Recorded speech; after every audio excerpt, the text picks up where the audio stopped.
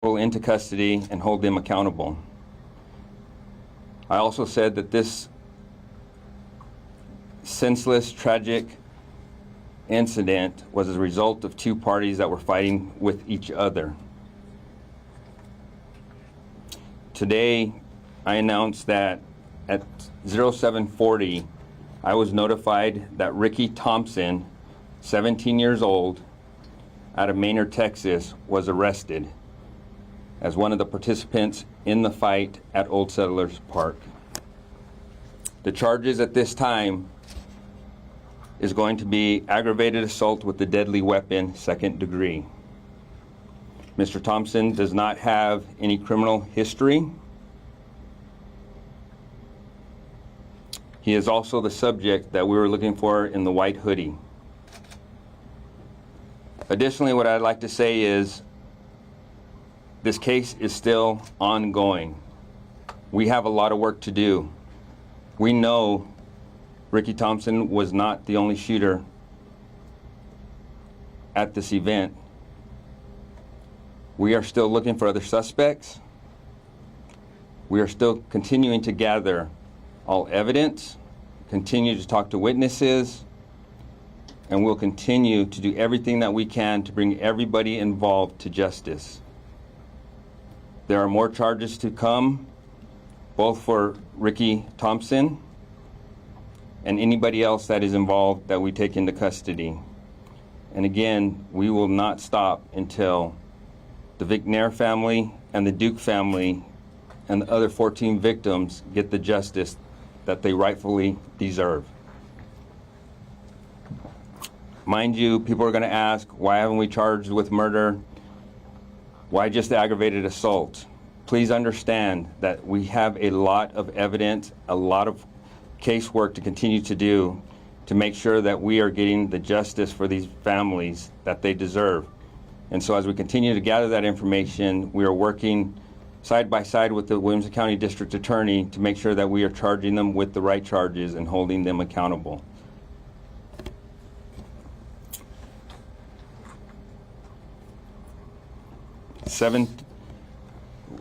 My understanding is the Lone Star Fugitive Task Force picked up Ricky Thompson, and it's Ricky Thompson III. Ricky Thompson III. They picked him up approximately 7:30 this morning in Pflugerville. I know there was some rumors out there that we had him in custody last night. That is inaccurate information. We did not have him in custody until 7:30 this morning, or at least I got the phone call at 7:40 this morning that he was in custody. We have been in contact with the families, the McNair family and the Duke family. We called him this morning when he was taken into custody and advised them that he was in custody. At this point, what questions do you have of myself? One quick question. If he wasn't taken into custody until this morning, what was the press conference last night going to be about? So one of my hopes was the fact that it was Juneteenth yesterday. My hopes were that we were going to be able to get him or get somebody put into custody before Juneteenth or on Juneteenth. We didn't have anybody in custody, so at least I wanted to give our public and the families at least some information. It's Juneteenth. It should have been a time of celebration. Should have been a time that we as a community would remember and reflect on what's the purpose of Juneteenth. Unfortunately, we didn't have anybody in custody. But we had a great conversation with our district attorney last night, and we didn't want to compromise, nor do we want to compromise any portion of this investigation. The integrity of this investigation is what we want to make sure that stays intact. And so that was my hope, is I was going to be able to give you some good news, or at least some news on Juneteenth. We decided we were going to hold off until today. We did get him in custody this morning, 7:30 this morning. This isn't a victory lap by any means. We got a lot of work to do, and I don't think anybody's joyful. I can tell you the detectives aren't in there high-fiving and chest bumping each other. This is a sad occasion. We've got a 17-year-old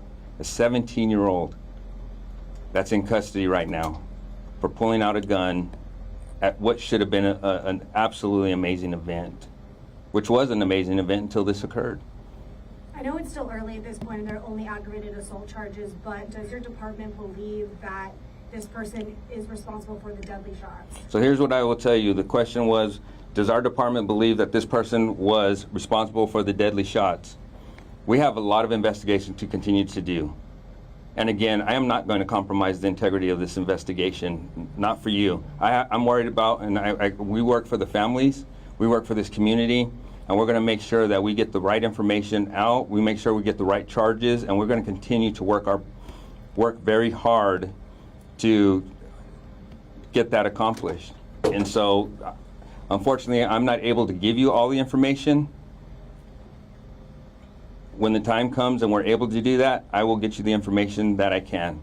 But at this point, I'm going to be limited because this is an ongoing investigation. We have a lot of work. We got evidence that we're still going through. We still got witness statements. We're still talking to victims. And so we have a lot of work to do. We are very grateful with the help of our federal, state, and other local partners, county. A lot of people are pouring a lot of resources into making sure that these families get the justice they absolutely deserve. Has the public provided video and photos for you guys that has managed to assist you in any way? So as the public provided videos, we're getting a lot of tips that have been very helpful, very useful, and I ask that if there's anybody that has tips, video, anything that can help us in this case, to please reach out. Please reach out. Did police gather the gun that Ricky Thompson pulled out that night? Was that apprehended when he was apprehended as well? So I will tell you this. We know Ricky was a shooter, but again, I'm not going to give you any more information that I can give you. I want to keep the integrity of this investigation where it needs to be. Yes, you had a question over here. Is he, can you see if he's a gang member or associated with any group that was involved in this? Well, right now, I can tell you I have no indications that he's a gang member. I can tell you that there was 2 groups that were involved in an altercation that resulted in several subjects pulling out guns and shooting at each other. That's part of the investigation. If we'll continue with this investigation. A couple more questions. Look for other shooters? Absolutely. Have you identified any other suspects? Not yet, no. We are still working hard on who those suspects are. We ask the public or anybody who was at Juneteenth, anybody that hears information, they hear somebody talking about it, to please reach out. We want those tips. Any good leads, we are going to follow up on. Just to be clear, you don't have any descriptions like kind of how you had on Sunday yet of any other suspects? I do not have any formal descriptions that I can give out right now.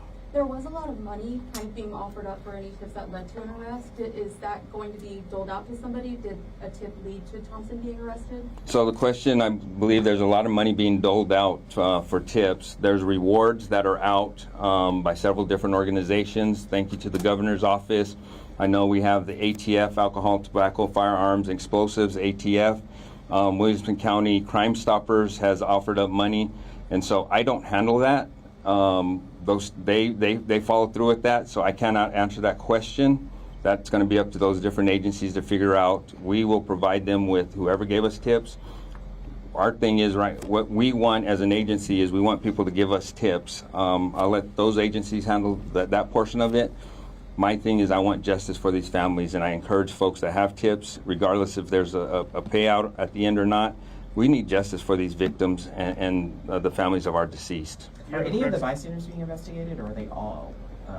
Any of the victims, are any of them being investigated as shooters or anything?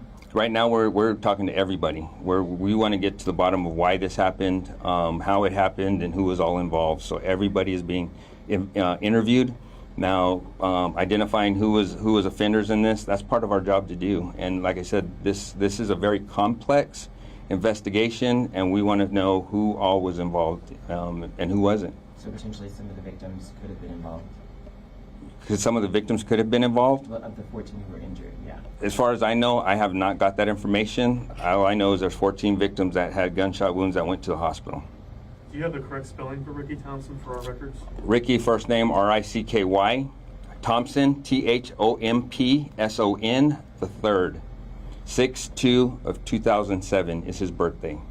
Can you tell us? Maynard, he's from Maynard, Texas. Has he been at all compliant with police officers as they detained him? Has he spoken with officers about what happened on Saturday night? So I can tell you this, Mr. Thompson was picked up by the Lone Star Fugitive Task Force at around 7:30 a.m. this morning, and he was immediately taken to the Williamson County jail and booked on those charges. Where was he picked up at? I will not give that information. Can you say, do investigators know at all what may have started the altercation? So the question is, do no investigators know at all what started the altercation? That's part of the ongoing investigation, and I will not compromise the integrity of this investigation. It's true that Ricky's charges could be upgraded Absolutely. to murder. Absolutely. We still got a lot of work to do, and we're going to continue to turn over rocks, find the truth, and find out who did what and why. It's important. It's important for this case. It's important for our victims, and the unfortunate part is the tragedy that happened here in Round Rock, and we are going to continue to work hard to make sure that we get or resolve this case for the families, the victims in this community, the families of the victims and this community.